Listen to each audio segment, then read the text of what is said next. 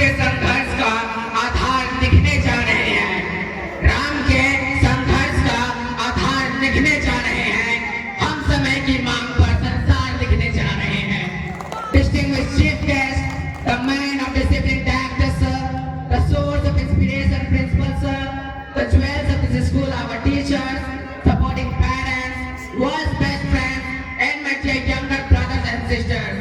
Firstly, I wish you all a very happy Republic Day. I, Vivek Kumar, a student of class 9, overwhelmed today to become the part of this glorious celebration. I want to extend my thanks for the school family as you have given me the most prestigious stage to share my views in respect of my motherland, Bharat.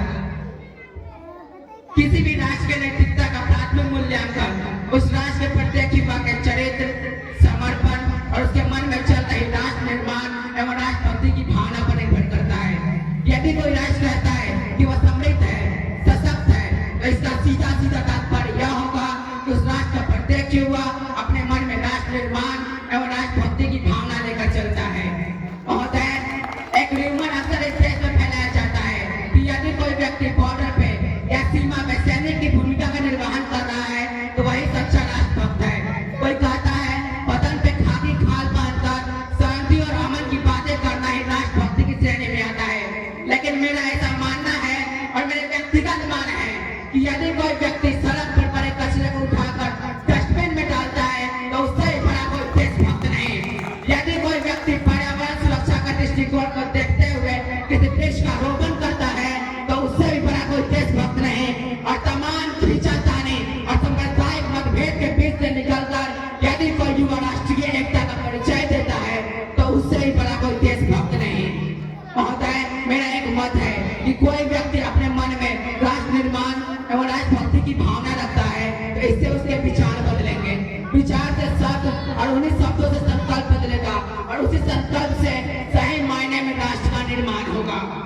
यदि मैं ऐतिहासिक परिवेश की बात करूं तो यह वह धरती है जिसमें कुरुक्षेत्र की रणभूमि में जब एक अग्रसर ब्राह्मण राष्ट्रभक्ति का उपदेश देता है तब धर्म की विजय होती है। यह वह देश है जिसमें मगध का एक अग्रसर ब्राह्मण जब राष्ट्र निर्माण का संकल्प लेता है तब सड़क पर बैठे 5 साल के बच्चे को भारत का सम्राट बनाकर छोड़ता है। यह वह देश है जिसमें हरियाणा के एक युवा जब राष्ट्रभक्ति की भावना से अपने बाजुओं को मजबूत करता है तो ओलंपिक में गोल्ड मेडल जीतने वाला नीरज चोपड़ा बनता है।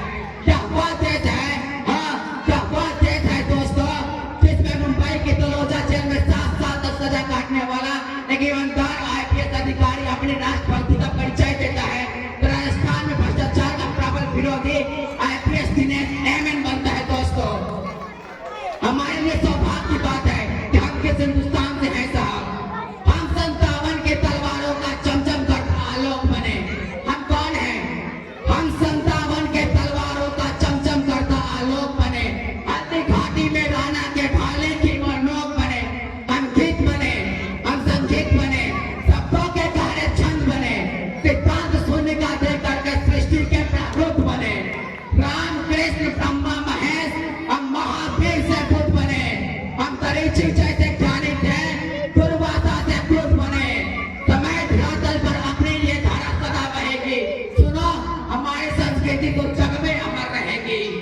नहीं पूछिए अपनी ज्वाला कुछ गए बुझाने वाले, अपनी हस्ती तो मिटी नहीं मिट गए मिटाने वाले।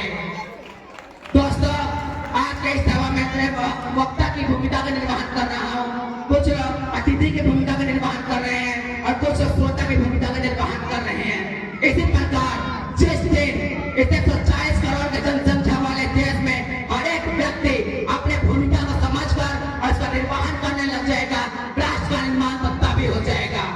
और आज मैं बस इतना ही कहना चाहूंगा, जिस दिन इस राष्ट्र का प्रत्येक शिक्षक CL और PL से प्राप्त अतिरिक्त छुट्टियों के बारे में सोचना छोड़ देगा, जिस दिन इस राष्ट्र का प्रत्येक चाणक्य अपने गुरुकुल की अस्मिता को रक्षित कर देगा, जिस दिन इस राष्ट्र का प्रत्येक राजनेता पूर्णतः निष्ठा के साथ जनपद से लेकर राजपद तक का सफर तय कर लेगा, और जिस दिन इस राष्ट्र के प्रत्येक न्यायालय में प्रत्येक खंडपीठ में बैठे प्रत्येक न्यायाधीश निष्ठापूर्वक न्याय कर लेगा, उस दिन न केवल हमारा देश विकसित बल्कि अपितु विश्व राष्ट्र की श्रेणी में अक्सर होगा। इन्हीं शब्दों के साथ मैं विवेक कुमार अपने वाणी को विराम दे